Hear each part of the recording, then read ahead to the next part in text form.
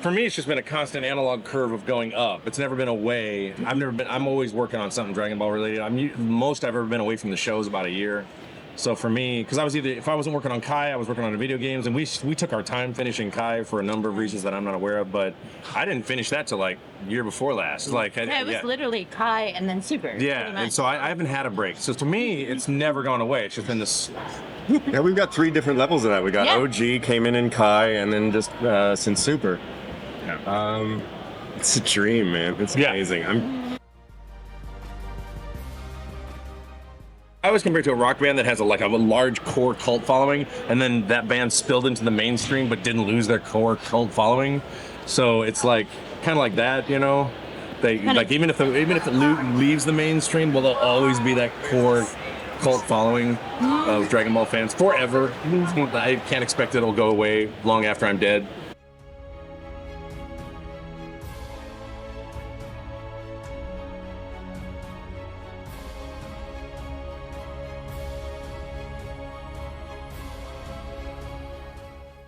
I will say my dad finally knows the name of the show and knows my character name, which to me means that Dragon Ball is now mainstream. My dad doesn't know a lot, but when he came to me, he goes, "Oh, you play the Bulma," and I was like, "Oh crap, you know, it's a big show." When my dad knows my character. That's a pretty good impression of your dad, because I've never heard his voice before until he sang you "Happy Birthday."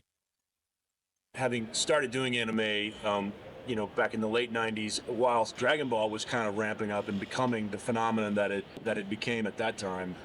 To kind of get to thumb a ride and find myself, traveling along with this crew of guys that have been doing it for so long. It's just it's an amazing experience to see such an incredible fandom coming out and supporting this show as it is now. And I think there's also a feeling of responsibility that we have to kind of honor what the creators have intended for these characters. Yeah, I do think that with Beerus and Whis, it is kind of the doorway to a new kind of sandbox of storytelling that we are able to have now with the multiverses and with all these different, we have to figure out a way to make Goku and Vegeta stronger and give them more reasons to continue fighting.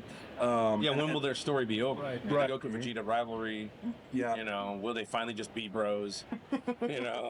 Will they become the gods? Are they being groomed to become the new gods of destruction and creation, respectively? That's my theory, dude. That has been my theory since I met these guys. And we've spent many nights talking about it. Many nights talking about this. Well, he'll insist that we talk about it every It's a weird, surreal experience. I mean, when you grow up seeing... Man, it's always awkward to do this when you're here. When you grow up hearing different voices and having these heroes that represent, Then he crashed at my place. I did, and I've done that, and it's surreal to be able to do that. It's like you call your brother and you're like, "I'm crashing with Goku tonight." Crashing with Goku. Oh, he's got this really cool car he's gonna show me. You kept playing Tekken bowling with my girlfriend. I was gone. I was working. And it is bizarre to have them respond to you when you speak. It is the weirdest darn thing, because occasionally they'll already be recorded by the time I get in there, and just to hear like, "Hey, Whis," and you're like, "Hi." So for some context right here, if you made it this far, this interview is from October 6th, 2018, during the Dragon Ball Super Broly theatrical run. I got to do an interview that never got used, so I said, why not use it now? It's a super huge honor. I also got to interview Misako Nozawa, who does the original voice for Goku in Japanese. I never got any footage for that, but I'm super grateful to get the footage that I did get with the English dub. I literally grew up with those voices, and yeah, I hope you enjoyed it. What little could be saved. Thanks for watching. Peace.